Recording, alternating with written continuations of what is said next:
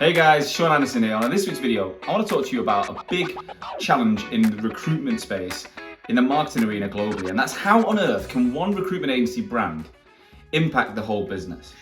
And what I mean by that is, every recruitment company I know is built by niche desks pretty much. So you have different levels of consultant, each individually recruiting in their own space. Sorry about the noise, that is my dog in the room. We are recording at home today, so please bear with me, but Henry is pretty loud.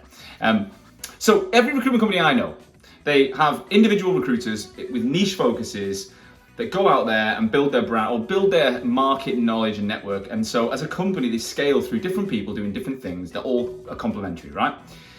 As a recruitment marketing function, team, person, as a brand, how on earth over a 12-month period or a lifetime can you confidently say that you're helping the whole business? Anyone in marketing can agree with me. What you have to do is constantly be juggling and working out what is the highest priority that you can impact. So let's create an example, right? Recruitment company X has 50 staff. They have 10 teams of 5 people, each doing different things across the technology sphere, right? So all tech with different things. Now, in those teams, you've got people individually recruiting different job titles too. You might have some people doing full 360 and some doing 180. So you think to yourself, as a marketing function, as a brand, this quarter, this 6 month, this year, where can we add the most value? And what you normally do is go, right, well, we're going to try and engage, I don't know, CTOs in London through this campaign for the next 3 months, right?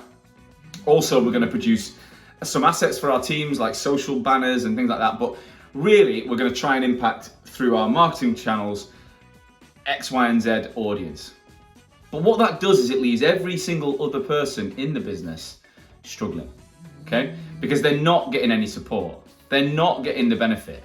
They are literally going out there and doing it themselves, okay? So for years, I think marketing and recruitment teams have been almost competing in the wrong direction. So what happens is recruitment companies grow through sales headcount, and then you get this little marketing team and you give them a target or, you expect them to then drive leads across the business. And it almost begins to become a competing strategy.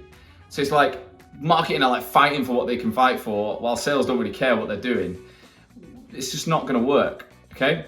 And it's not like most businesses. Most normal organizations don't have 90% salespeople. They have a small sales team, a marketing team, a product team. They might have a development team or a finance function and customer services. They have different, depending on the organization's discipline, they do different things, but they never really have all salespeople like a recruitment business. So in a recruitment firm, I believe you need to flip the script, okay? And you need to realize that the people in the business are the marketing, okay? Now, that doesn't mean you don't have a marketing director and a marketing team. Of course you do, for the high value content and the website and all. You want to create an anchor as a recruitment company that says what you do in its entirety, that your teams can then drag people back to and use to do their job better, effectively. And if you can get individually the people in your business mobilizing at a desk level, well, then guess what can happen?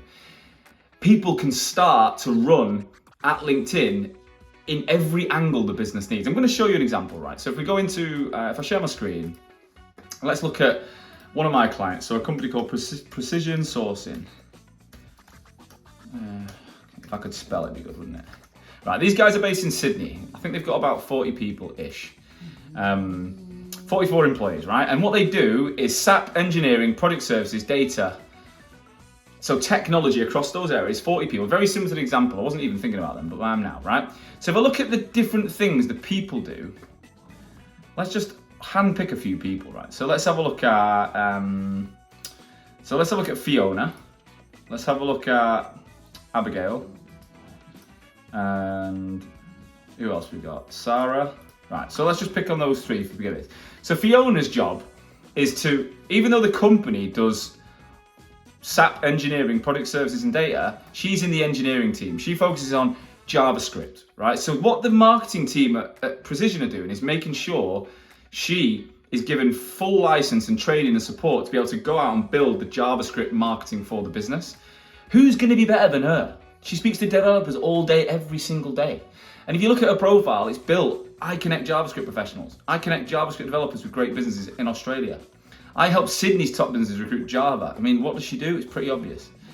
Then you look at her content, and you can see here, like, quick tip for junior developers. You don't need to put junior on your LinkedIn. Might be an unpopular opinion, but I don't think it's necessary. If you're coding developer, curious to know what the dev community thinks. Developer commented. Developer.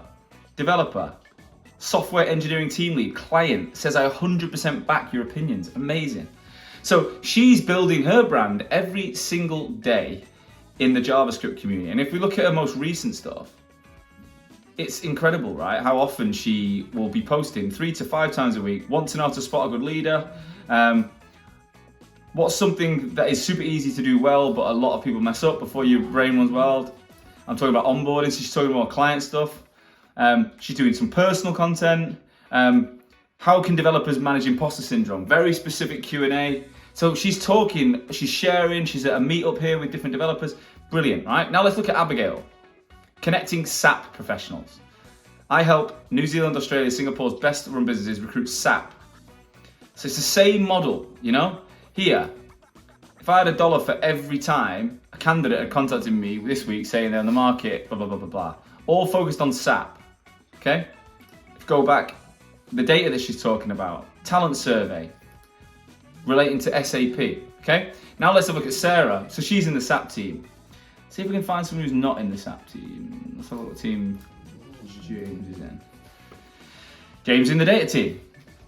And he's talking about data. Okay, what's the market like at the moment? Yeah, looking to understand each cloud platform, data relating to the cloud. So 348 likes. Head of data enablement, you know?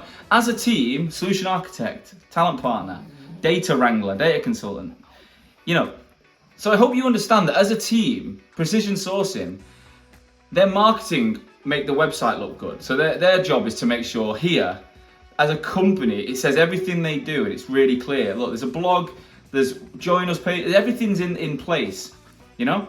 But there's no way that team can together focus on all those different areas, because SAP, JavaScript, project services aren't the same.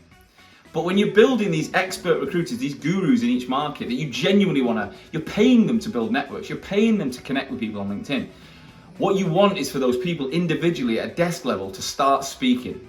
Because when Emily talks about this and Fiona talks about that, and they all share what they know every day consistently across the board, guess what? The company's marketing hits every angle it needs. And all you need to do is hire one new person, let them know their market and get them talking, and boom, you're marketing in the right direction. Then your marketing team can sit there and go, right, well, let's put some extra weight around what Fiona's doing and let's run an event for Fiona. But you can confidently do that knowing that the rest of the business is still talking and marketing and branding and being out there. I hope this makes sense. I hope this adds value. You know, picking one area, having everyone else on the phone, just picking one area to reach online is going to limit your business. Try and get everyone going in different spaces. Okay. If you need any more information on this, you can look at the link below, and I've put a video in there that explains all about how you can do this and a little bit more about how we can help you as well. So feel free to give us a shout. But please stay tuned to these videos, and I look forward to seeing you there.